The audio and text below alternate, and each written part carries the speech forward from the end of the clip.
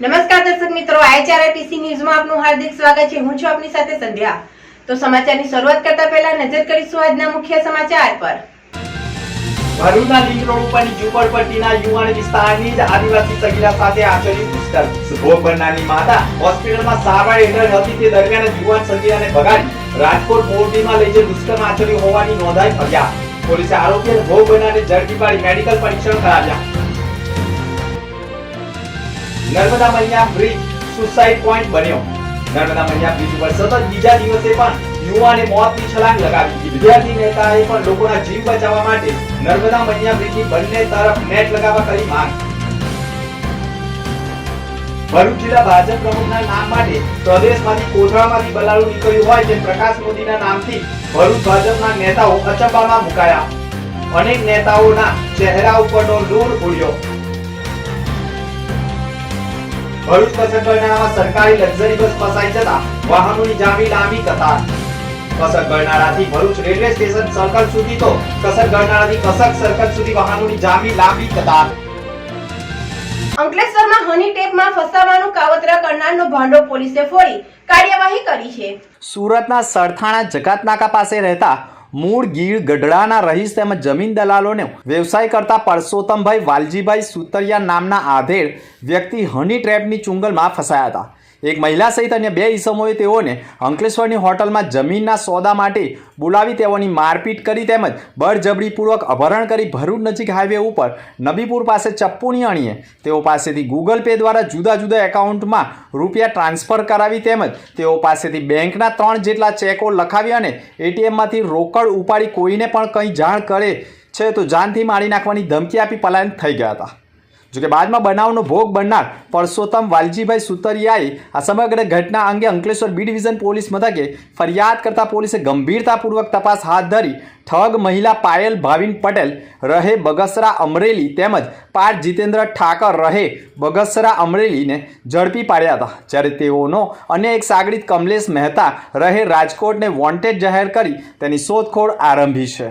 અત્રે ઉલ્લેખનીય બાબત એ પણ છે કે ફરિયાદી સાથે આરોપી મહિલા પાયલ છેલ્લા 3 મહિનાથી કામ કરતી હતી અને બાદમાં એક જમીનની ફાઇલ આપવા ફરિયાદીને અંકલેશ્વરમાં હોટલ મયુરમાં રૂમ બુક કરાવવા જણાવ્યું હતું। બાદમાં ત્રણેય આરોપીઓ અંકલેશ્વર આવ્યા હતા અને આરોપી મહિલા ફરિયાદી સાથે હોટલના રૂમમાં ગઈ હતી। બાદમાં જ પાર્થ ઠાકરને રૂમમાં ફાઇલ આપવાના બહાને બોલાવ્યો હતો। ત્યારે જ આરોપી પાર્થે ફરિયાદીને માથાના ભાગે કોઈ હથિયાર વડે માર મારી ફરિયાદીનું અપહરણ કરી નબીપુર તરફ લઈ ગયા હતા અને ત્યાં તેઓ પાસેથી ઓનલાઈન 13,500 અલગ અલગ એકાઉન્ટમાં ટ્રાન્સફર કરાવ્યા હતા અને અંદાજે બેંકોના 3 ચેકોમાં રૂપિયા 7.50 લાખ લખાવ્યા તેમજ એટીએમ કાર્ડ લઈ લીધું હતું। અંકલેશ્વર બી ડિવિઝન પોલીસે આ આરોપીઓની ભૂતકાળમાં અન્ય ઠેકાણે આવા કોઈ ગુના કર્યા છે કે કેમ તે દિશામાં તપાસનો ધમધમાટ શરૂ કર્યો છે। ભરૂચ જિલ્લા ભાજપ પ્રમુખના નામ માટે પ્રદેશમાંથી કોથળામાંથી બલાડો નીકળ્યું હોય તેમ પ્રકાશ મોદીના નામથી ભાજપના નેતાઓ અચંબામાં મુકાયા હતા। ભરૂચ જિલ્લામાં ભારતીય જનતા પાર્ટીના જિલ્લા પ્રમુખ તરીકે પ્રકાશ મોદીનું નામ ખોલ્યું, જે અંગેની યાદી પણ લગભગ સવારથી જ સોશિયલ મીડિયા પર વાયરલ થઈ હતી, જેના પગલે રાજકીય માહોલ પણ ગરમ બન્યો હતો। આ બાબતે પક્ષના નેતાઓને પૂછવામાં આવતા યાદી સત્તાવાર નથી તેમ કહી રાજકારણને વધુ ગરમ કર્યું હતું, પરંતુ સંધ્યાકાળના સમયે આખરે સત્તાવાર નામની જાહેરાત થતાં વાયરલ યાદીમાં પ્રકાશ મોદીનું જ નામ જાહેર કરાયું હોય, જે અંગે ભરૂચમાં ભાજપના સત્તાપક્ષના જિલ્લા પ્રમુખથી માંડી અન્ય નેતાઓને પૂછવામાં આવતા આ યાદી સત્તાવાર ન હોવાનું કહી વાયરલ યાદીને નકારી હતી। પરંતુ બપોર બાદ પ્રકાશ મોદીનું નામ જાહેર થતાં જ સત્તાપક્ષના ઘણા ભાજપના નામ નામોતિયા મળી ગયા હોય તેવો અનુભવ કર્યો હતો અને પ્રોટોકોલ મુજબ તેમજ પરાણે સ્ટેજ ઉપર પહોંચીને પણ કેટલાય ભાજપના નેતાઓએ પ્રકાશ મોદીને ફુલહાર બુકે અર્પણ કરીને શુભેચ્છાઓ પાઠવવાની નોબત આવી હતી।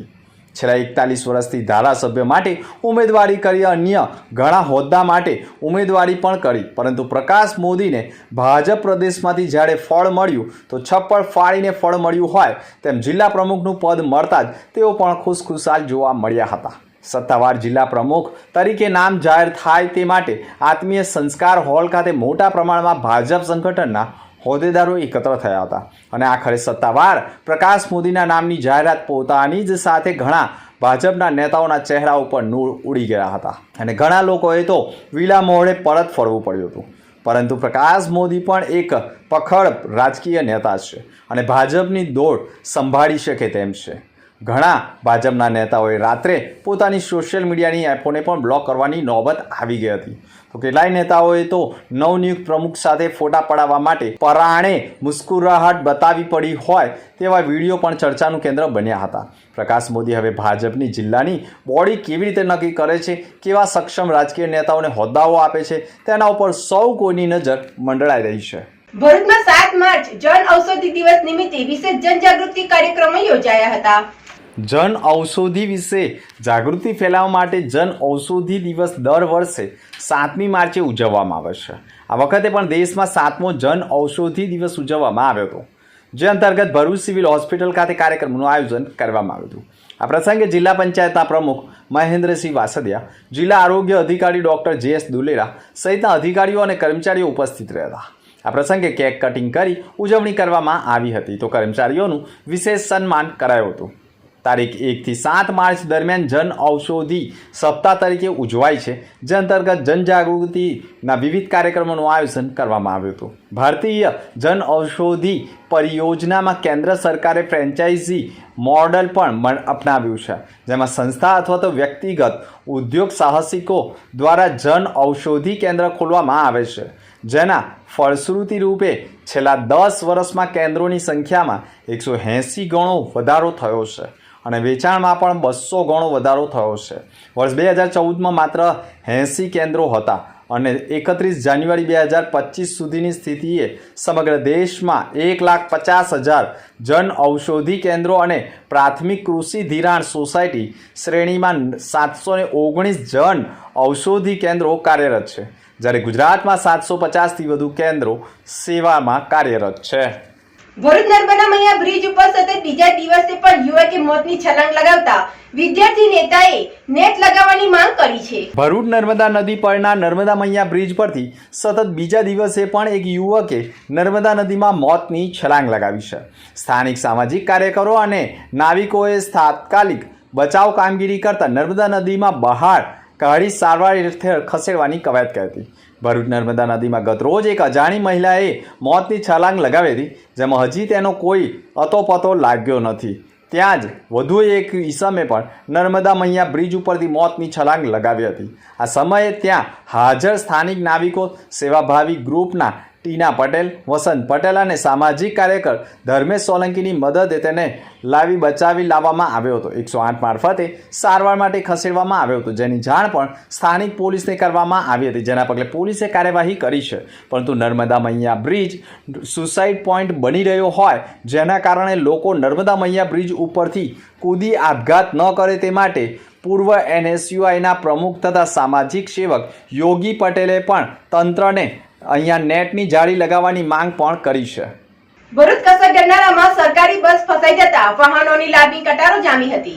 ભરૂચ જિલ્લામાં ટ્રાફિક જામની સમસ્યા માથાના દુખાવા સમાન બની રહી છે. કસક નાળું પણ સાંકડું બની જવા છતાં પણ ઘણા મોટા વાહનો પસાર થતા હોય છે અને મોટા વાહનો ફસાઈ જવાના કારણે સતત વાહનોની લાંબી કતાર જામી જતી હોય છે.